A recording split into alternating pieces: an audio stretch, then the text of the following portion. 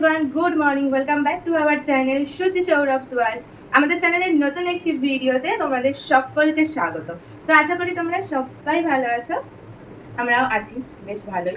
আর আজকে দেখো সকালবেলা আগে স্নান পুজো হয়ে গেল। কেন জানো তো? কারণ জল চলে এসেছিল। মানে বললাম যে আগেও তোমাদের বলেছি জল আসার কোনো ঠিক নেই, যখন তখন জল চলে আসে। তো এবার জল এলো, জল ভরে স্নান পুজো সেরে এখন মানে লেবু জলটাও এখনো মানে খাওয়ার সময় পাইনি, ভাবো এখন লেবু জল খাবো। তো যাই হোক, অনেক কাজ তো হয়ে গেছে, কোনো সমস্যা নেই। টিফিনটা না একটু লেটেই খাবো, কোনো দিন তাতে আর কি সমস্যা বলো? মানে জল যখন যেরকম পারে জল চলে আসে আর কি। তো সকালে রান্না বান্না হয়ে গেছে, বর্মশাই চলে গেছে অফিস। আজকে রান্না করেছি ফুলকপি আলু দিয়ে ডিমের ঝোল আর লাউ ভাজা। আর এখন লেবু জলটা খাবো, খেয়ে একটুখানি বসে থাকবো, বসে ফোন দেখবো। তারপর হচ্ছে উঠে পরে টিফিন খাবো, কারণ লেবু জলটা আর আজকে টিফিনে না দুধ আছে, তো লেবু জলটা এখন খেলে অন্তত 40-45 মিনিট না মানে পরে দুধটা খেতে হবে। তো চলো আমি লেবু জলটা খাই। আর এখানে হচ্ছে আজকে রাত্রে বানাবো ঘুগনি, তো ঘুগনিটাও ভিজিয়ে রাখবো, মানে কোনো কাজই হয়নি আর কি। এই জল যে আসার চক করে পরে একটা নির্দিষ্ট সময় থাকলে তো ভালো হয় বলো, আমারও সুবিধে হয়। তাও ভালো জলটা দিচ্ছে এই অনেক।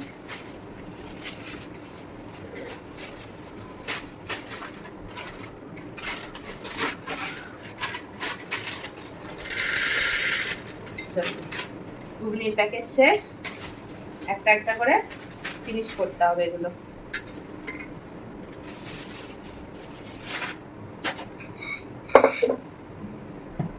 এটা একেবারে প্রেসার কুকারে ভিজিয়ে রেখে 1-1.5 ঘন্টা ভেজানোর পর তারপর হচ্ছে প্রেসারে সিটি দিয়ে দেবো।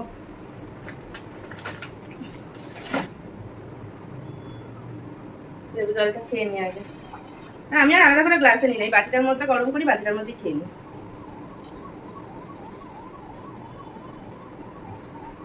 এই বাটিটাই করতে করতে এগুলো সাইডটা দিয়ে দেখো কালো হয়ে গেছে।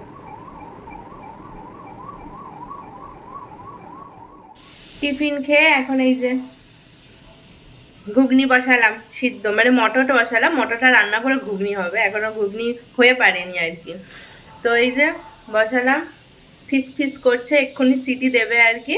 তারপরে মশলাটা করব, ব্যাস একদম হালকা করেই করব। আর আজকে আর কোনো মুড়িও দেবো না, আজকে কোনো পাউরুটিও না, আজকে রুটিই দেবো, আজকে রুটি বানাবো জানো তো, তো ঘুগনির সাথে রুটি, ব্যাস এই আর কি।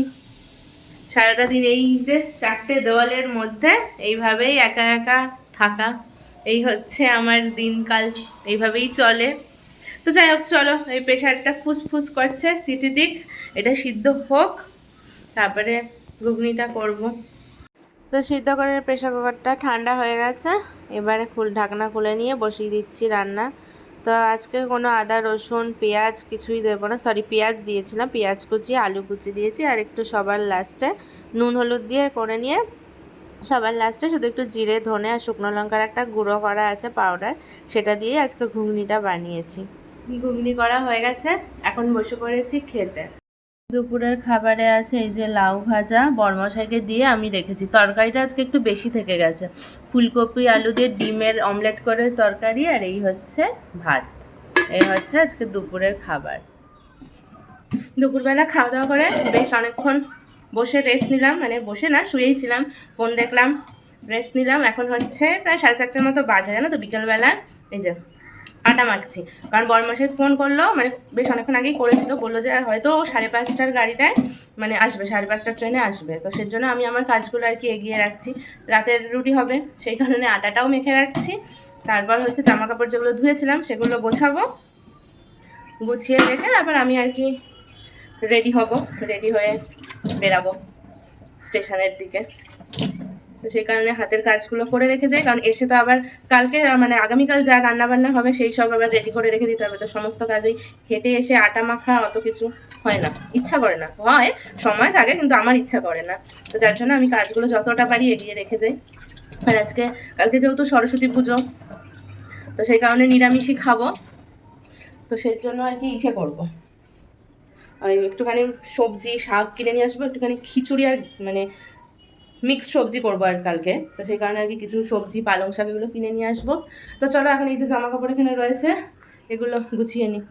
তো জামা কাপড়টা গোছাবো, আর জিও মার্ট থেকে দেখো চাল দিয়ে, মানে চাল অর্ডার করেছিলাম তো দিয়ে গেল, ওটাকে আর কি সাইডে এনে রেখে দিলাম। এবারে আর কি জামা কাপড়গুলো গুছিয়ে নিই।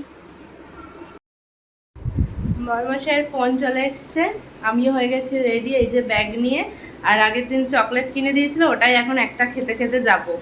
তো যথারীতি ফোন এসে গেছে, 5:30টার ট্রেনটাই ধরবে। আমি এখন এই 4:51 মতো বাজে বেরিয়ে যাই। যদি আমি দেখি আগে পৌঁছে যাচ্ছে, ও এসে পৌঁছায়নি, তখন তাহলে আমি বাজারটা করে স্টেশনে দাঁড়িয়ে থাকবো। আর যদি ও আগে পৌঁছে যায় তো যাবে, কোনো ব্যাপার না।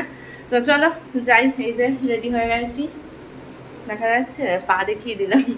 না গো, তোমাদের লাঠি দেখায়নি কিন্তু, হ্যাঁ জাস্ট রেডি হয়েছে সেটাই দেখালাম আর কি। তো চলো যাই।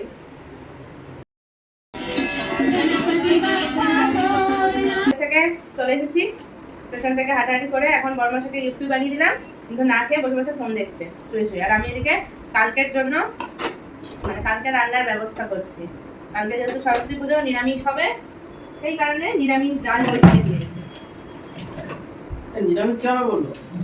তুমিই তো বললে।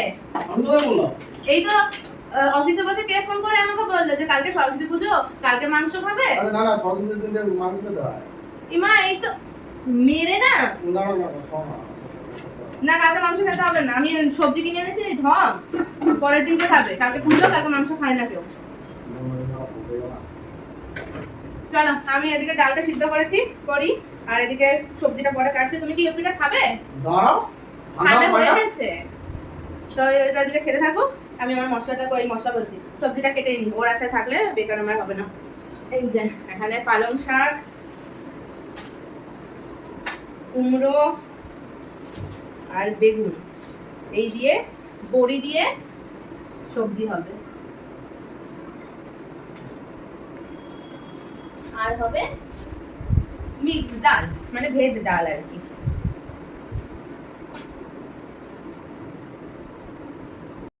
কাজ বাজ সেরে এখন দুজন মিলে রুটি করে নিলাম, খেতে বসে গেছি।